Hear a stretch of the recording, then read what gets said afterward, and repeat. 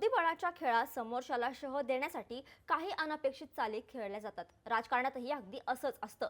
नुकतीच महाराष्ट्र विधान परिषदेच्या रिक्त जागांसाठी भाजपने आपल्या 6 उमेदवारांची यादी जाहीर केली आहे। या यादीत भाजपने सोशल इंजिनिअरिंगचा जबरदस्त वापर केला असून प्रादेशिक समतोल राखण्यासोबतच महिलांनाही प्रतिनिधित्व दिलं आहे। पण दुसरीकडे पक्षासाठी आयुष्य घालवणारे माधव भंडारी आणि केशव उपाध्ये यांना पुन्हा एकदा डावलण्यात आलं आहे।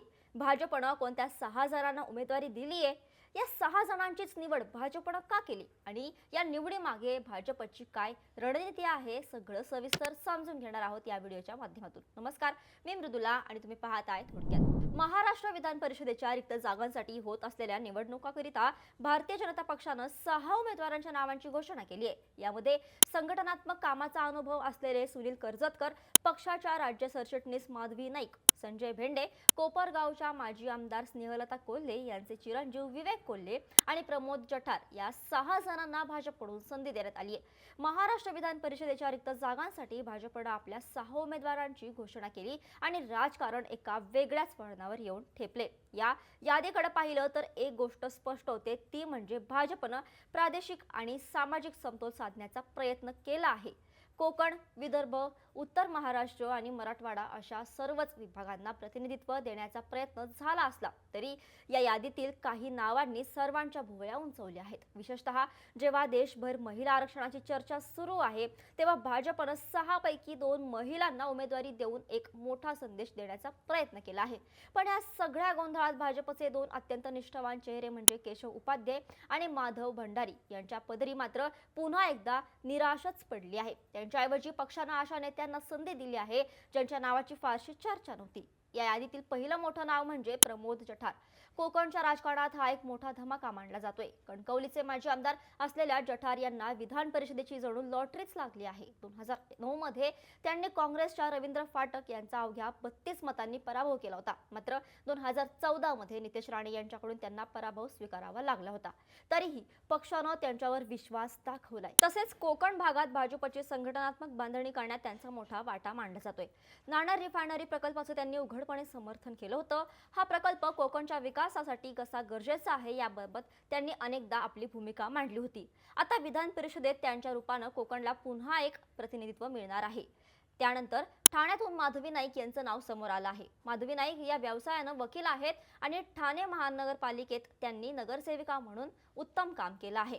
सध्या त्या भाजपच्या प्रदेश सरचिटणीस म्हणून कार्यरत आहेत। त्यांच्या उमेदवारीतून भाजपने ठाणे आणि आसपासच्या पट्ट्यातील महिला मतदारांना आकर्षित करण्याचा प्रयत्न केलेला दिसून येतोय। विविध आंदोलनांमधील त्यांचा सक्रिय सहभाग आणि पक्षाची बाजू आक्रमकपणे मांडण्याची शैली यामुळे त्यांना ही संधी मिळाली आहे।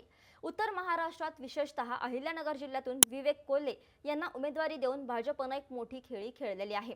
कोल्हे घराणं हे जिल्ह्याच्या सहकार क्षेत्रातील मोठं नाव आहे। सहकार क्षेत्रातील महर्षी शंकरराव कोल्हे यांचे नातू आणि माजी आमदार स्नेहलता कोल्हे यांचे चिरंजीव युवा नेते विवेक कोल्हे यांना भारतीय जनता पक्षाने विधान परिषदेची उमेदवारी जाहीर केली आहे। विवेक कोल्हे हे 2024 ची विधानसभा लढवण्यासाठीच अत्यंत आग्रही होते, पण त्यावेळची राजकीय समीकरण पाहता पक्षाने त्यांची समजूत घालून त्यांना निवडणुकीतून माघार घेण्यास सांगितलं होतं। विशेष म्हणजे खुद्द केंद्रीय गृहमंत्री अमित शहा यांच्याकडे नेऊन पक्षाची भूमिका त्यांना पटवून देण्यात आली होती। पक्षाचा आदेश सर्वोच्च मानत त्यावेळी कोल्हे यांनी माघार घेतली होती, ज्याचं फळ आता त्यांना मिळाल्याचं बोललं जात आहे।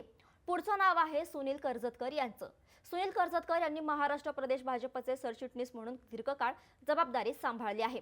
कर्जतकर हे भाजपच्या वॉर रूमचे अत्यंत महत्त्वाचे शिलेदार मानले जातात।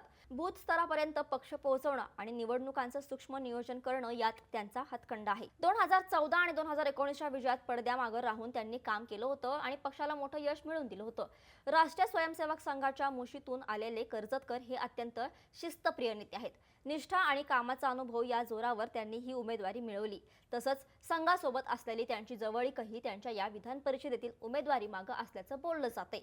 विदर्भातून संजय भेंडे यांना संधी देऊन भाजपने सर्वांनाच धक्का दिलाय। संजय भेंडे हे नितीन गडकरी यांचे अत्यंत विश्वासू मानले जातात। प्रत्येक निवडणुकीत गडकरींची निवडणूक प्रमुख म्हणून काम पाहणारे भेंडे हे ओबीसी चेहरा आहेत। अनेक वेळा त्यांचं नाव चर्चेत आलं, पण संधी हुकली होती। मात्र यंदा त्यांना लॉटरी लागली आहे। नागपूर नागरिक सहकारी बँकेचे अध्यक्ष आणि प्रदेश उपाध्यक्ष असलेल्या भेंडे यांच्या निवडीतून संघ आणि भाजपमधील समन्वय पुन्हा एकदा दिसून आलाय। संजय भेंडे हे भाजप प्रदेश उपाध्यक्ष आहेत. राष्ट्रीय स्वयंसेवक संघाच्या मुशीत वाढलेले नेते अशी त्यांची ओळख राहिली आहे. राष्ट्रीय स्वयंसेवक संघाचे प्रशिक्षक म्हणून त्यांनी काम केले. नुकत्याच पार पडलेल्या नागपूर मनपा निवडणुकीत निवडणूक प्रमुख म्हणून त्यांनी जबाबदारी पार पाडली होती. ओबीसी चेहरा म्हणूनही भाजपनं त्यांचं नाव पुढे केल्याची जोरदार चर्चा आहे. संजय भेंडे हे 2014 पासून प्रत्येक निवडणुकीत नितीन गडकरींचे निवडणूक प्रमुख म्हणून त्यांनी जबाबदारी सांभाळली होती. पक्षशिस्त, पक्षनिष्ठा पाळणारे नेते म्हणून त्यांची ओळख आहे. संयमी, उच्चशिक्षित, सहकार क्षेत्रात भेंडे यांचं चांगलं कार्य आहे. तसंच शहर आणि प्रदेश संघटनेत महत्त्वाच्या पदावर जबाबदारीने त्यांनी काम देखील केले. राष्ट्रीय स्वयंसेवक संघातील काम, ओबीसी चेहरा आणि केंद्रीय मंत्री नितीन गडकरींचे विश्वासू असल्यामुळे संजय भेंडे यांना विधान परिषदेची संधी मिळाल्याचं बोललं जाते. पण सर्वात जास्त चर्चा होतीये प्रज्ञा सातव यांच्या नावावरून. काँग्रेसचे दिवंगत नेते राजीव सातव यांच्या पत्नी प्रज्ञा सातव यांनी काही महिन्यांपूर्वीच भाजपमध्ये प्रवेश केला होता.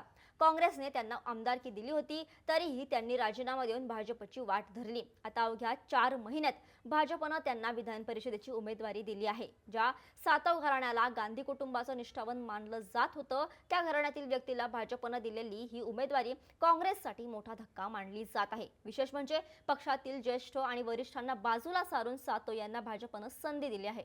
डिसेंबर 2025 मध्ये प्रज्ञा सातव यांनी काँग्रेसला रामराम ठोकून भाजपमध्ये प्रवेश केला होता. त्यानंतर आता अवघ्या 4 महिन्यांमध्ये भाजपकडून आमदारकीची संधी देण्यात आली आहे. प्रज्ञा सातव यांची 2021 मध्ये विधान परिषदेवर बिनविरोध निवड झाली होती. काँग्रेसचे आमदार शरद रणपिसे यांच्या निधनानंतर ही जागा रिक्त झाली होती.